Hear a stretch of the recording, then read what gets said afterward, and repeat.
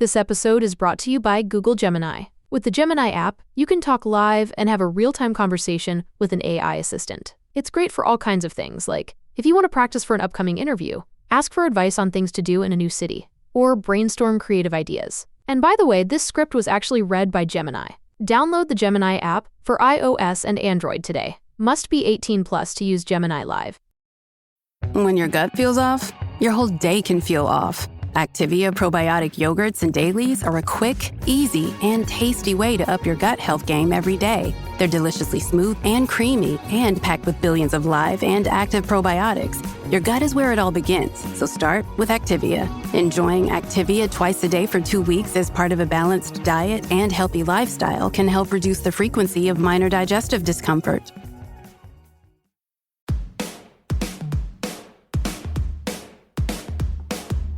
Hello and welcome to this very special bonus episode of The Shift, the podcast that aims to tell the no-holds-barred truth about being a woman post-40, created and hosted by me, writer and broadcaster Sam Baker. I'm delighted to welcome a very special guest, the award-winning author of 10 best-selling novels, Barbara Kingsolver. Now, every so often a book comes along that you want to press into the hands of everybody you meet. For me, Demon Copperhead is one of those books. It's a reimagining of the Dickens classic David Copperfield, translated to the Appalachian mountains in the midst of the opioid crisis. It's funny, it's furious, and its hero, Demon, is a character you will never, ever forget. I'm not the only one who thinks so. Earlier this year, Barbara was awarded a Pulitzer Prize, and it's also shortlisted for the Women's Prize for Fiction. She's been shortlisted for that 3 times before, and won for her novel The Lacuna. But she may have won it again by the time you hear this. Who knows? So it feels really wonderful to get to be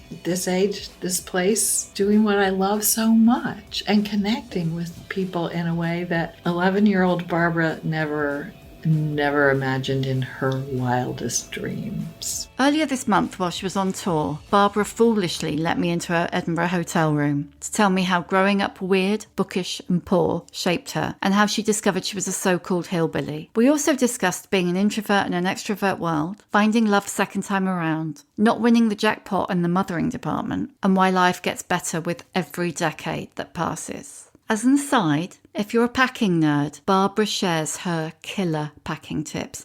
And I've got to say, if you ever wanted to do a 3-week holiday with just a carry-on, Barbara is your woman. You were brilliant. There was so much love in the room. It's a long time since I've been to a book event except at the festival, and there's been a queue up the road waiting to come in. You must have got used to that over the last week, but how's that feel?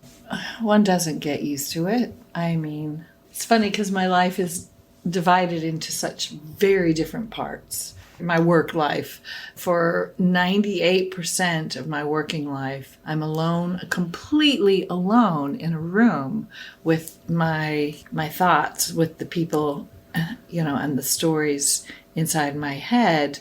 And I like solitude, obviously. Yeah, just as well. Yeah, I mean, I think most novelists are introverted because that's where we live. That's our place. And so then for the other 2% of your working life to be thrust out into the world and meeting so many people and seeing my work has really become a part of their lives, and in a really often a really important way, and they want to let me know that. It's a shock. It's a real shock to the system, and hard in some ways to meet that expectation, to absorb all of that emotion and gratitude, and also like pain. I mean, people are telling me your book was medicine for some great ache in my life. Just to be present to all that is very hard work, and it's a completely different kind of work than what I usually do. And when it's all done, I feel so thankful that I got to do it, because it reminds me that, now I'm going back into that quiet place, but I'm not really alone in that room. This is a huge conversation I'm having. And it's a good thing for me to take that back into the room. Both the love, sort of the rewarding sense of it, that yes, I am doing this for good reason, and also the responsibility of it, that people do need what I'm doing. It's good to feel valued, isn't it? After that intense period with all those people kind of like wanting a piece of you a bit, do you get introvert burnout? Every day, because that's what it means to be an introvert, is not that you dislike people at all. It's that being with people requires energy. It's draining. It's draining. It takes energy from you, and it is physical and psychic work to be with people, no matter who they are, even my own family. If I'm at a family reunion, there comes a point where I have to go find a quiet place and put a pillow over my head. So that's book tour. I go out and I meet my public, and then I really do have to go back to a hotel room and put those pillows over my head. I just need to cocoon, because it is such intense exposure, and I have to recover every day. In order to be ready to go and do it again. Sometimes I have to cocoon twice a day. No, I get that totally. I think it took me a long time to understand that if you're an introvert, being around people, like you say, even people you love, it takes it out of you. Whereas if you're an extrovert, being around people puts it in. Exactly. It's as simple as that. And it's hard to explain it without sounding mean. But it's just how we're made. It's how we're born, and it cannot change. I was that shy kid growing up who always sat at the back of the classroom and never spoke, and always felt like that was wrong of me. I was the wrong kind of person, because that's how people talk. They say, Barbara needs to bring herself out of her shell. Barbara needs to, it's like a failure to be shy, to be that person who just would rather watch than participate. There's a wonderful book called Quiet by Susan Cain. Yes, Do you know it's it? Brilliant, isn't it? My older daughter, Camille, we're all introverts, and it's inherited. It's genetic. You are born this way. If you have introverted parents, you will be an introvert. Is Stephen an introvert? Because I just bumped into Stephen leaving your hotel room, and he seemed He's an extrovert. Yeah, very much. And it's such a good marriage, because, if I were married to someone like me, we would never go out. Yes. He gets me out, and I say, no, and then I'm glad I did. It's a really good balance in our relationship. But back to that book, my daughter Camille read it, and then she handed it to me and said, Mom, read this. It's about us, and it will help you forgive yourself. That was like the simplest way to put it. And she was so right. It was so helpful to understand this isn't something I'm doing. This is who I am. And your whole life long, it's not going to change. And American culture, especially, I think, is very anti-introvert. The business model is get everybody in a room and brainstorm, and even businesses hustle. are set hustle. Businesses are set up that way, and problem solving think tanks are set up that way. And we quiet people have a whole different way of working. Well, I've worked it out. I have a job where I get to sit in and that's my way of problem solving, is to write a novel. But another thing that I learned from that book is that introversion, as we were saying, that it really just has to do with whether you gain energy from being around people or you lose energy. You have to give energy to the project of being with people. That will never change, but shyness can be changed. And I used to be shy, and now obviously I'm not. Being unshy is something you can learn, like playing the piano or playing tennis. You learn it with practice. And I've had a lot of practice at speaking to large halls and really opening myself to people, being in a weird way fairly intimate with large groups of people, because I've practiced it. I've learned how to do it. And so people see that and they say, oh, no, you can't, you're not introverted. But that's different. You can be an introverted public speaker. The difference is what you do afterwards. Yeah. The bed, the pillows over the head. Yeah, that's I totally get that, totally. I mean, you were talking about when you were a little girl, at school and like not speaking up enough. I'd like to talk about your childhood, because your childhood is so integral to Demon Copperhead, isn't it? It's so there's more your Appalachian-ness. Yeah, there's more of me in Demon than most people would probably imagine.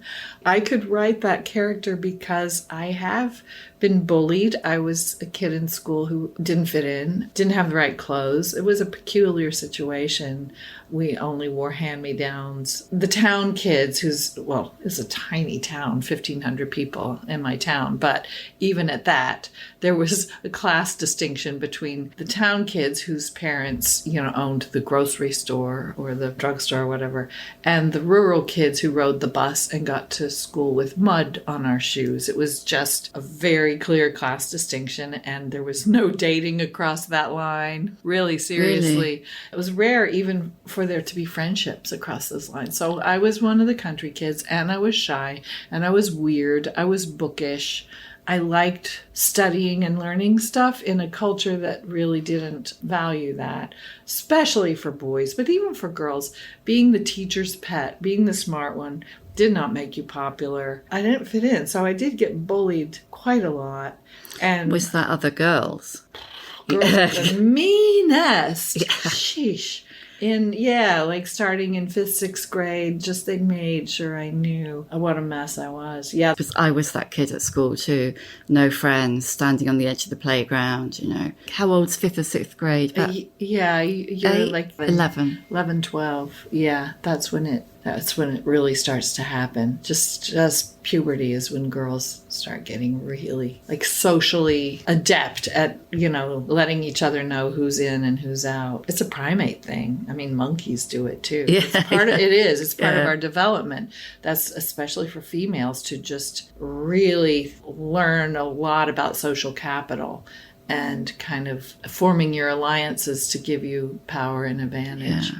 I didn't understand that at that time, but now I do. That's the trouble, As a biologist, I can see what was going on. Yeah, that doesn't help when you're like 11, does it? No. What was your puberty experience like?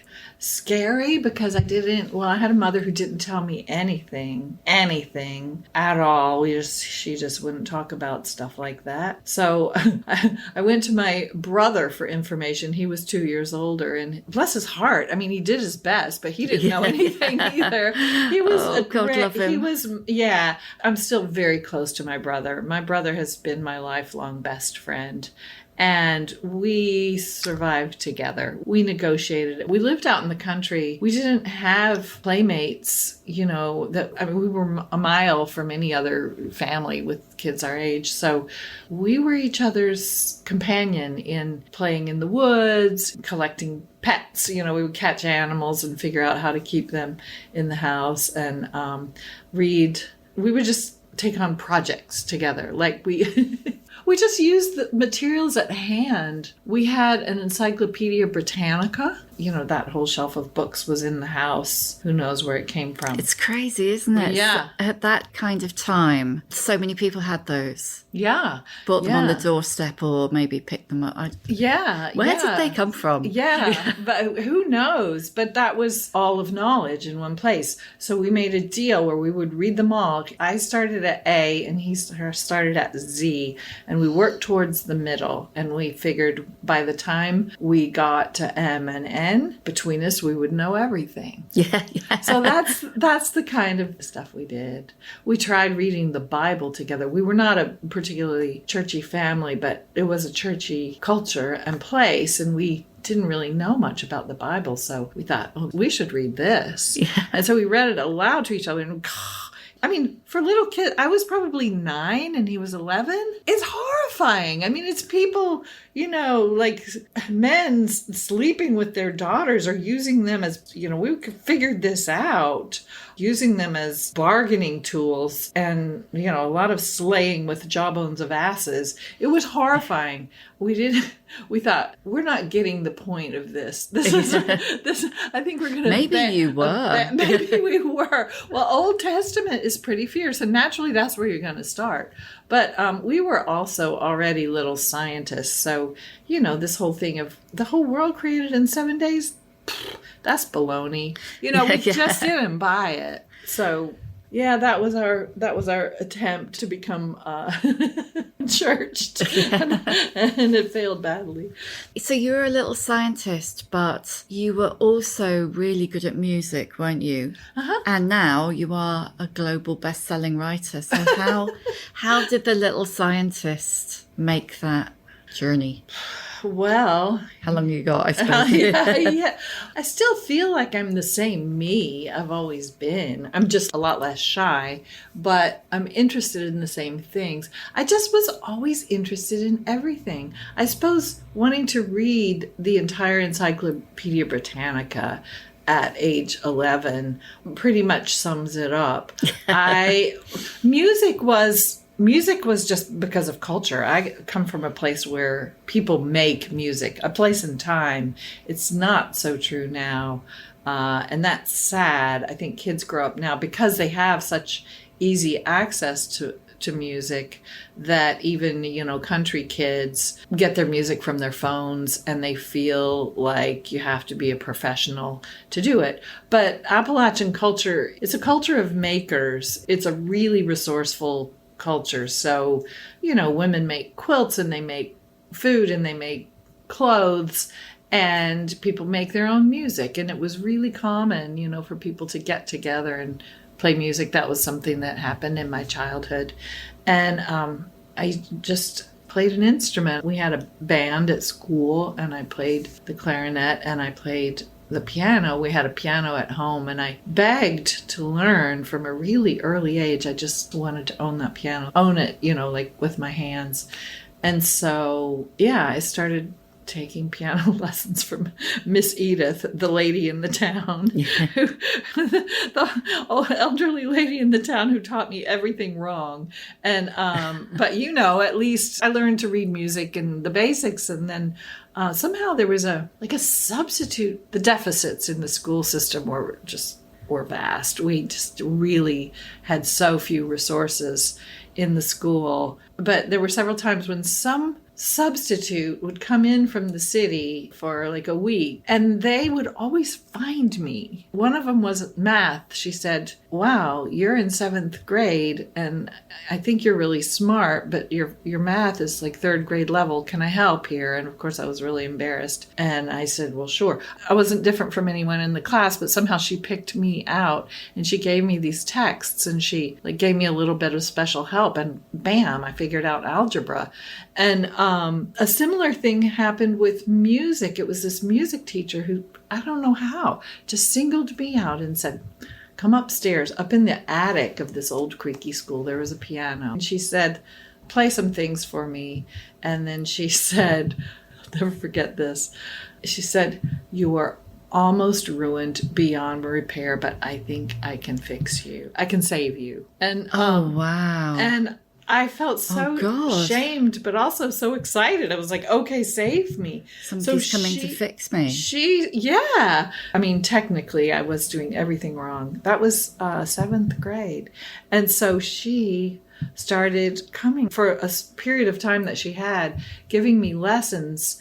And I got so much better and I got so much intense pleasure from this that she persuaded my mom. I mean, this was a great kindness from my mom, who usually didn't have time for very much. But she drove me to Lexington, a city an hour away, to a good teacher. And, that was what got me through high school. As a lonely, misfit kid, I just threw myself into piano. And I met other people. My first boyfriend was also a piano player. I would be in these groups of kids who were accomplished at something, who didn't have to hide their intelligence or their passion or their, or their skills. And that did save me. So I got to college on a music scholarship, but really I just wanted to get to college and I wanted to take classes in everything. I was that kid who wants to major in everything. Anthropology. Wow. I could go on with that forever. Or, evolutionary biology. Yes.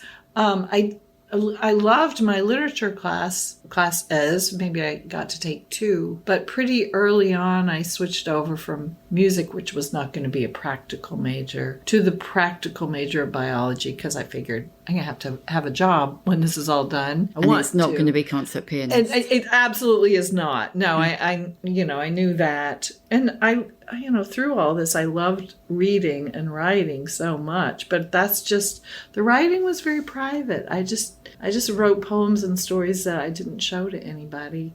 But that compulsion to just keep learning new things and follow every new thing down the long alley to enlightenment, that's being a novelist. I finally found the perfect job for me. Yeah. No, totally. It's that moment, isn't it, when as a lonely kid, a kid who has to pretend not to be clever, when you don't have to pretend anymore, when you meet other people and you don't have to be quiet at the back of the class, because it's like you'll be told off by the teacher if you're quiet at the back of the class, but you'll be told off by the other kids if you say you know the answer. Right, exactly.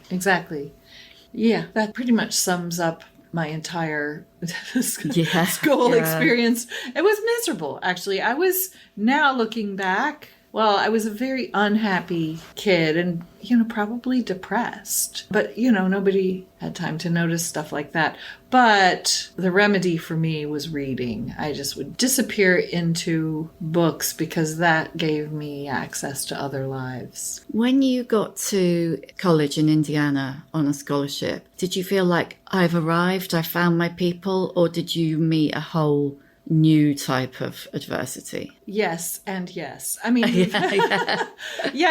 Initially, I was thinking my people are out there. I was thinking, college. That's why I worked so hard to go to college, because almost nobody did. And I was really on my own. Now, and even then probably in other schools, there were counselors who would help you sign up for the tests. I had to figure all that out for myself and drive myself to take the SATs and stuff. But I really, really wanted to go, thinking I would find my tribe. So it was so disappointing that once I got there, I was being ridiculed again, this time for being a hillbilly. And that, I never thought about being a hillbilly or, a Kentuckian until I went to college and everybody laughed at the way I said certain words, all words. And my friends gave me this thing that was like a Hoosier passport that allowed a limited number of Kentuckians to cross the river into Indiana. And I laughed. But that's so mean. But they didn't think it was mean because so rude. Yeah, right? But it was so standard to laugh at hillbillies that I just thought, okay, I really am a joke. I just kind of accepted it and tried to pass. I started changing my diction and started trying to be a more cosmopolitan person. Whatever I thought that was. Whatever the heck that meant, which, meant something I imagined from books I'd read. And I was academically completely lost because, I'd had such poor schooling. I didn't have, I was a good writer because I had read so many books. I knew how to do that, but I didn't know the proper way to do footnotes in a term paper and all that. So I had to be that same kid who read the encyclopedia. I've always been an autodidact, and I just kicked into high gear and spent a lot of time in the library quietly catching up.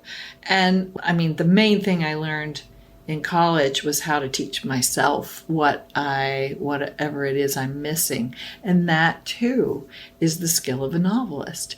And I think the good thing about that, of always having been self-taught, most things that I know I taught myself, is that I have probably a ludicrous amount of confidence when I go into a subject. I just think, oh, well, I don't know anything about, I'm going to create, a character who teaches political science. I don't know anything about that, but I can learn all about, when you write a novel, you have to know everything that your characters know. You can't just write, and then he said something very clever about economics. You have to know what he said, and it has to be right, because somebody reading you will know if you're wrong, and they will tell you. So, yeah. They so will, yeah. Yeah, they so will. So, when I step back and look at it, I think that's so audacious that I think that I can just learn everything I need to know to create these novels about real things in the world with people who know a lot of real things, but I just know I can do it. And I did in time. For the happy ending, I found good friends in college. I found the kind of friends who you stay up with all night talking about Toynbee or politics or history or Chaucer or whatever. I found those good friends, and I felt for the first time like someone who belonged to a group. Well, you went to college and then you did that kind of young person thing, didn't you, of traveling and ended up in Tucson. What was it that made you go back to Appalachia, where you had not been that happy as a child? Right. Yeah, I thought, I'm getting out of here. And then once I did, I thought, oh, nobody thinks that's a good place to be. And, I loved my adventures. I still do. I love to travel. I love to see the world. I loved, moving around Europe, owning nothing more than what would fit in my backpack and doing these, hand-to-mouth jobs just to learn language. I love languages. I loved learning French. I learned Greek. I learned Spanish. So I love those experiences. And then I had to come back to the States at some point because I was living in France and it was getting very difficult. That was in the late end of the 70s. It was getting hard to keep a work permit. Things were starting to change as far as that. So I had to come back to the States, and I chose Tucson just on a whim. I thought, I'll try out the West. That sounds interesting. And then I kind of got stuck there because I was at that age where life happens to you. You get a job, and then you get a boyfriend who turns into, your partner, and then you get a house, and then you get kids. And so I had this life in Tucson. There was, a very good life. I loved the people I met. I was learning. I became a politicized person there, living close to the border of Mexico. I just learned a whole new way of understanding the world and what, one nation will do to another. So it was a really good time for sort of growing up, but it never felt like home. I missed the landscape of my childhood. I just ached for trees, for green trees and grass and mossy creeks and ferns, just that landscape. And see, in childhood, all my happy time was spent in the woods and in the fields playing with my brother. That was the joy of childhood. And I think we imprint on the landscapes of our childhood in such a way that nothing else ever looks quite right. And honestly, Tucson, the desert, as interesting and dramatic as it is, felt to me like a place that didn't want me living there. There's not enough water. There are not enough resources there. You cannot grow enough food in the desert to support the city of Tucson. It increasingly felt immoral for me to stay there. And I knew I had to get back to Appalachia. Whenever I did, there was something in me that just, as soon as I would see those mountains and those forests, something in me just let out its breath. And I never felt at home until I was back there.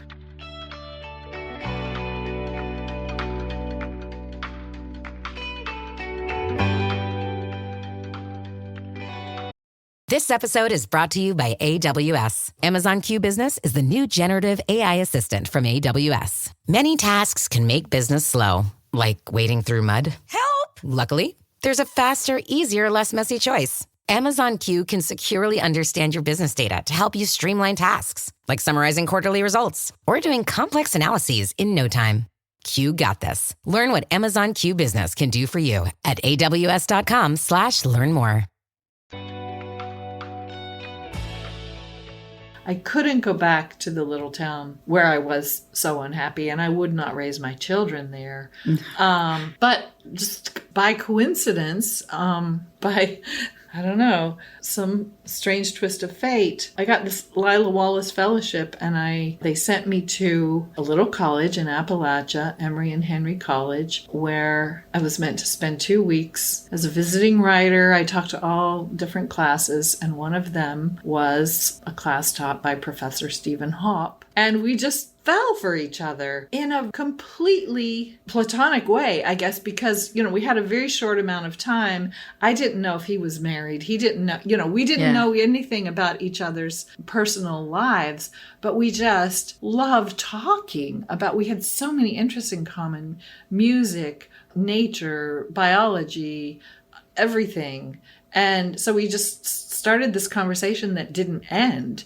And I went back to Tucson and we talked on the phone. Well, we did figure out that neither of us was married. And we talked on the phone every night for a year, and then had to get married. But he lived on this beautiful farm in Emory, Virginia, which is geographically, it's in every way the beauty of Appalachia, but it's a little town that has a college, so it's different from the town where I grew up. There's enough diversity. My kids went to school with kids of professors who had moved there from, Atlanta or from, England, or just the presence of the college changed the culture of the school. There were enough kids there who valued education that my kids wouldn't get bullied if they wanted to go to college. So it was just the perfect place. So yeah, when I moved to Stephen's farm, I knew I'd found heaven. I don't want to live anywhere else ever again. Is that where you still live? Yeah, that's where we live. Yeah, and honestly, he saw how hard I was working. I was giving a lecture every hour. He said, if you have a couple hours free this afternoon, I live on a farm, you can come out just for some farm therapy. And that was astute. And I did. And I mean, the house at that time, it was what he could afford on a teacher's salary. So it was, nothing extravagant. It was a very rundown old 100-year-old farmhouse, but the place is beautiful. It's this wooded hollow, and it has a creek running down it, and it's just, full of birdsong and full of life. And really, I fell in love with the farm. So the Jane Austen version of the story would be that I married him for his farm. But it was both. You got the farm too. Yeah. But, it was complicated to work out. We didn't immediately move there because I had ties in Tucson that I couldn't leave. So for a number of years, it was hard because we thought we'd have to sell the farm. And I just said that we're not going to sell the farm. Whatever we have to do, we will do to keep it. So we rented it to a family so that we could cover the mortgage. And then for some time, we lived in Tucson part of the year, and then there in the summers in the little tiny cabin up in the woods behind the farmhouse. We worked it out so that we could get back there. And now that's okay. Could you imagine ever living in a city? I have lived in cities, and this is the kind of city dweller I am. I have a pot of tomatoes growing on my balcony. And honestly, in Tucson, I lived in the city, right downtown for a long time, but I had to have a garden in my little postage stamp backyard. And I love to visit cities, but I visit them. It's like my Apache raid. I'll go in and I'll go to the museums and I'll go to the concerts, and then I come home again. It was really interesting in Demon Copperhead to write about a city from the point of view of somebody who feels really horrified and oppressed by cities. Because I think, I think people who are born and raised in cities think that we country folk are just so missing out, and they think we all want to be in cities. And I can't tell you how many people have asked me, how can you live out there in the middle of nowhere without the faintest clue that that is such a demeaning thing to say. It's somewhere to you. It's everything to me. people. It's everywhere to me. And plus, I grow food and I have water. Yeah. And neighbors whose names I know. But really to go inside of little demon's head and show people how this looks to us, to those of us who are accustomed to, first of all, looking in the eye of every person we meet, how that feels to be among people who just don't look at you, how strange that is, to be in an apartment that feels like, as he calls it, the Doom Castle. Do you know the Duke Nukem? It's a video game. Yes, yeah. Yeah, where you're just in this maze and every door opens to another maze and it's horrifying because you can't get out. And he says, there was no outside anywhere because I looked. Because outside to him is trees and pastures with cattle. And it just felt so fake to him and scary that there was nothing but people and stuff made by people. And sorry, but that's how it feels to me too. And I'm old enough not to panic because I know how I can get out. Yeah. But it's so rare to see rural life at all in books, in film. I can tell you the last movie I saw about rural people, about farmers and, genuine farm life, not fake farm life, was called Minari. It was, yes. And I think, Korean. yeah, and I think that only got made because it was about Korean immigrants. And so that was sort of like, oh, Korean immigrants, that's interesting. But we don't see farm life or rural life represented in any thoughtful, compassionate, or even interested way. And so I don't blame people for thinking we don't exist, that our existences are nil. So that's a big part of what I have to do. Yes. How does that feel to know that not only do a lot of people not know that, this huge swathe of the country where you live not only doesn't exist, but is looked down on? It's really bad. It's been bad for my whole life. And it's interesting that nearly half of the population of the U.S. does not live in cities. So it's half of the population and 2% at most of what we see in film and TV and books and newspapers. And we're all so used to that. We just accept it. But there's an immense amount of resentment and anger from rural people about how dismissed we are, about the sort of cultural condescension towards us. And it's been going on my whole life, this antipathy between rural and urban people. But it's gotten so much worse in the last decade or 15 years, I guess, because, rural people have just gotten so fed up with a government that dismisses and ignores them. And, the economies of small towns are just like beyond despair.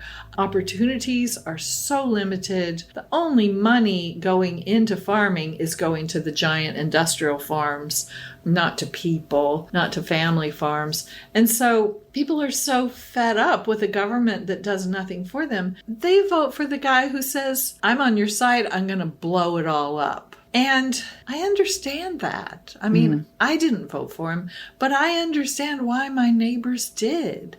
They feel like he hears them. So because of that, everything has gotten worse because now the urban people who already looked down on the country people now feel like they can do it with impunity because they voted for this really horrible guy. Yeah, in a way, he legitimized what they'd been doing already. Exactly. Yeah, he legitimized their hatred or their contempt. Contempt is the right word. And, people will ask me when I traveled around in the U.S., because I only, of course, on my book tours, only went to cities. And people ask, well, what about the MAGA thing? They say with their, and I have to say, let me tell you about the MAGA thing. Let me tell you how it feels to be, spoken of with that face you just made. We're mad. We're mad, and we express it in different ways, and that was not a good one because he didn't do a thing. He didn't do a thing for rural people.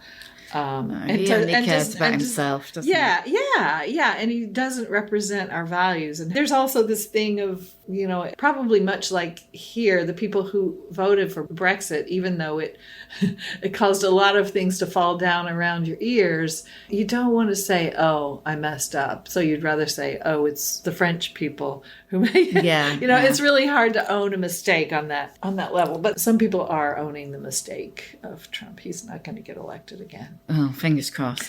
I know. I was going to say, clutching wood. Knock wood. Do you feel like as you have got older, you've got braver and more outspoken and more, able to stand up in a book event and go, that face you just made? Yeah, I mean, what I said last night is true. I hate to disappoint people. That's just in me. I am a person who, I can disappoint people. I'm perfectly capable of it, but it's always hard for me to say, no, I'm sorry, I can't come talk to your book club, or, I don't want to do that. Is that how you were brought up? Yeah, absolutely. Absolutely. And in a rural place, in small towns and country places, there's a sense to it. When someone asks you to do something, there's a reciprocity to it. Yeah, you should help them. And there's going to come a time when they'll return the favor. When there's this thing we do when we take somebody a casserole, they always bring the dish back with a casserole in it. So that's just our tradition. And I think about that all the time with these thousands of requests I get. People ask me all the time to do things for them. Will you blurb my book? Will you talk to my club? Just amazing things that people want me to do for them. And I always think I could bake that casserole, but the dish is going to come back empty, if at all. If it comes back at all. If it comes back at all. This is not, it feels wrong to me to say no, so I have to recast it. This is a new situation. So it has gotten easier with practice, but it still will always feel wrong for me to disappoint people when they've asked something of me. But when someone is cruel or unkind, I don't hesitate to call them out. And I think I was always that kind of person. Once I got out of the oppression of childhood, I think in college, I created a new persona for myself. And she was very much like Angus in Demon Copperhead. I wore funny clothes. Angus. I do too. I had always been mocked for wearing the wrong clothes, for wearing hand-me-downs. Then I got to college where a lot of the girls wore, designer things, even like designer, not gowns. We're just talking like what you wear to play tennis. Just this whole new culture of clothing that I knew I was never going to understand or afford. So I went to the Army surplus store and bought, acquired this uniform. I got a pith helmet and this big green Army coat that came down to my feet because it was cold. And I got known on campus as the girl in the green pith helmet. And I just decided to make a statement of, I am not trying to look like you and I'm not trying to be you, and whoever wants to talk to me, they'll be my friends. And so a little bit of that in your face, you can't scare me with your contempt. I cultivated that. I got it. And I think have been that person ever since. I don't hesitate in my work to write things that will make people uncomfortable. I don't think about it. It's things that make me uncomfortable too. I go to the places where I think we all need to go and be a little uncomfortable and sort out, what we might be doing wrong, how we might be doing this better. So I want to ask you, you are 68 now. How does it feel to be, at a point in life when women are meant to have shuffled off and be minding their own business, to be at the top of your game? There may be more game, may be higher, but you've just won a Pulitzer. By the time this comes out, we'll know whether or not you've won the Women's Prize for the second time. I don't want to win that one. That would be bad manners to win twice. Anyway. I think you should stuff your Southern manners on that particular. I know you're not properly Southern, Midwestern manners. But how does that feel? How does that feel to be at this stage in your life and to be the best you've ever been, arguably? It feels fantastic. I feel very lucky to be healthy, and especially to be lucky to be alive. It seems so obvious to me that a birthday is a victory. I mean, what's the alternative to being 68?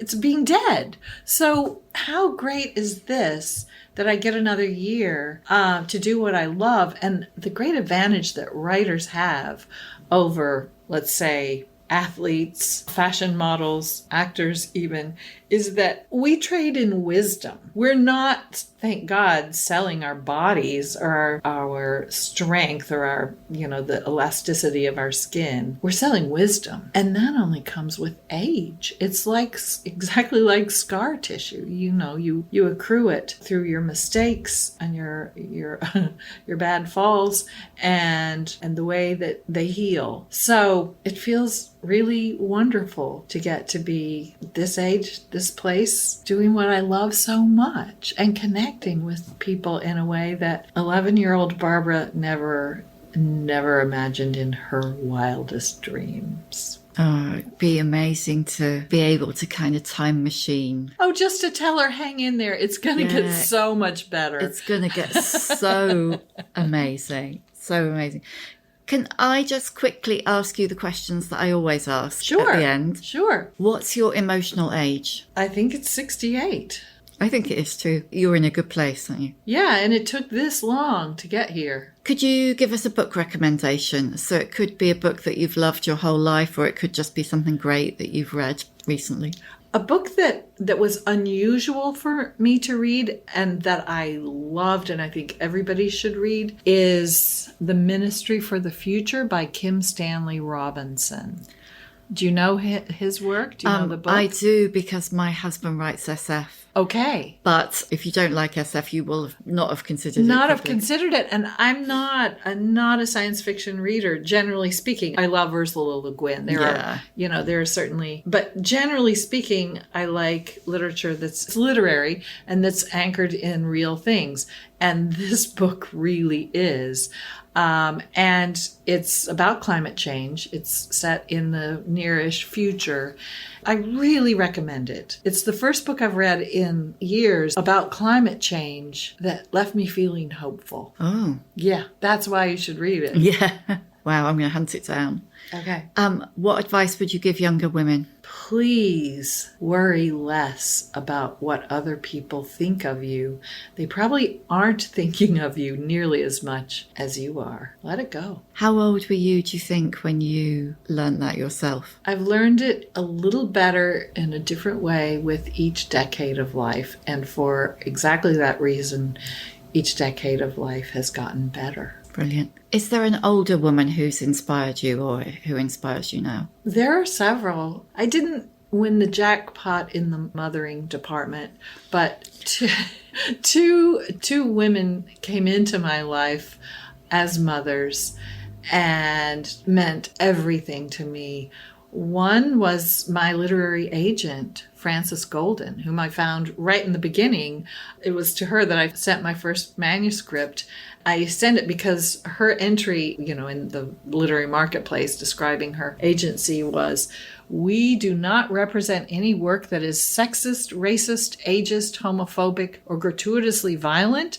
I realize this cuts me out of most of what's written, but I can be proud of all my authors." What a woman. That was her entry. And so I said, well, if there's an agent for me, she is it. So I sent her my manuscript. She loved it. She placed it. She fiercely protected me financially, ethically, morally, and even she just became my Jewish mother. She took such good care of me. She was the person after I had my first child, my marriage instantly fell apart. There was mental illness. There was, it was just like my life fell apart. I was sole supporter of a baby, trying to make a living as a writer, and thinking there's no way I can get through this. And she called me every single night to help me know that I was crossing to a greener shore. that I was going to get through this and that it was worth it to leave this bad marriage and make a life for myself, even if it was scary and hard financially. She was so there for me. When I was on book tour, when I would come to New York, she would bake lasagna and bring it to my hotel room. She made me believe in myself as a writer. And in the dark times, she made me remember that a lot of other people believed in me too. Is she still your agent? Well, she was until she died. We lost her during the pandemic. She was in her 90s, so she lived an amazingly good life, but it was a terrible loss. Yeah. And the other one was my mother-in-law. I hit the mother-in-law jackpot. Stephen's mother was also a mother to me, and we also lost her during the pandemic. But she was the person who, I could ask her for advice, and she would give me good, sound advice, without condescension. She would really think about it. We could just talk about anything. She sounds amazing. She was. Everybody needs a Frances. Everybody needs a Frances. Yeah. And the simplest way I have always put it is I didn't win the lottery in the mothering department, but then I did. It's a package, isn't it? There are things. I have terrible ankles. I've broken both of my legs twice. Oh my God. Each of them twice. So I always say I'm a thoroughbred trying to live a Clydesdale life. Yeah. So I break easily. I have this, terrible hand thing, which is why I can't sign books anymore. But, I like the brain. So it's just like you get this package and you just embrace it. Does your hand affect your writing? Flat hand is fine. I can't grip like a pen or a stamp or anything like that. But I've had 6 surgeries on this hand to keep it functional. So flat hands are fine. And so, so typing is fine. Yeah, so I'm lucky. Computer work, that matters. Signing books, I'm sorry, but that's not that important. It's a nice to have. It's not a need to have. Yeah. What's your superpower? Oh. Packing. Yeah. Give me, it really is. You are here for 3 weeks. You have done, is this right, a week of back-to-back book events and interviews. You're about to go walking for a week. I'm going hiking. I have hiking shoes. Yeah, you've brought hiking shoes. Yeah. And then you've got the Women's Prize. So you've got la-di-da events. Yeah, la-di-da. Even like a formal gown. And it all fits in a carry-on, yeah. How? Yeah. How have you done that? Well, you start with shoes and you're really limited. You get 2 pair of shoes and you really have to think that through. You bring laundry detergent so you can wash things in the sink. And for presentable events, silk. It really compresses and it doesn't wrinkle. So yeah, there are tricks, but mainly you don't need as much as you think you do. That's true. I couldn't believe it though when I saw you doing 3 weeks with a carry-on. That's my rule. I have to fit everything in a carry-on because it's self-sufficiency. I want to be able to move through the world with nothing more than I can carry. That's a good ethos. And I always feel uncomfortable asking this question. And yet you do. Yes, and yet I do, yes. So how many fucks do you give? Half a dozen. There are days when I don't give one, but there are a lot of things I care about. As evidenced by your fantastic book. Thank you. Thank you for letting me into your hotel room and coming on the shift. I'm so in awe, Barbara. Oh, thank you. Thanks for doing what you do. Oh, and I love Demons so much, and buy it. It's really, really good. You won't regret it, and buy it for a friend. Thank you, Barbara. Thank you for listening. You can hear a new episode of The Shift each Tuesday, wherever you get your podcasts. If you like what you hear, please do rate, review and follow, because it really does help other people find us. And if you'd like more of The Shift in your life, head over to theshiftwithsambaker.substack.com and sign up for weekly newsletters, podcast extras and more.